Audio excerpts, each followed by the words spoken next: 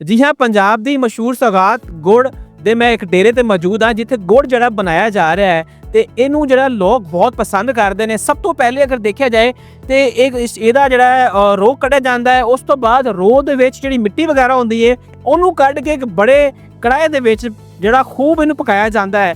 ਔਰ ਇਸ ਪਕਾਉਣ ਤੋਂ ਬਾਅਦ ਜਦੋਂ ਇਹ ਖੁਸ਼ਕ ਹੋ ਜਾਂਦਾ ਹੈ, ਥੋੜਾ ਰਹਿ ਜਾਂਦਾ ਹੈ, ਤੇ ਫਿਰ ਉਹਨੂੰ ਅਗਰ ਮੇਰਾ ਕੈਮਰਾਮੈਨ ਦਿਖਾ ਸਕੇ ਇੱਕ ਡੱਬੇ ਦੇ ਵਿੱਚ ਇਹਨੂੰ ਲਾਇਆ ਜਾਂਦਾ ਹੈ ਤੇ ਇਹਨੂੰ ਖੁਸ਼ਕ ਹੋਣ ਤੋਂ ਬਾਅਦ ਇਹਦੀਆਂ ਜਿਹੜੀਆਂ ਨੇ ਪਤਾਸੀਆਂ ਬਣਾਈਆਂ ਜਾਂਦੀਆਂ ਨੇ।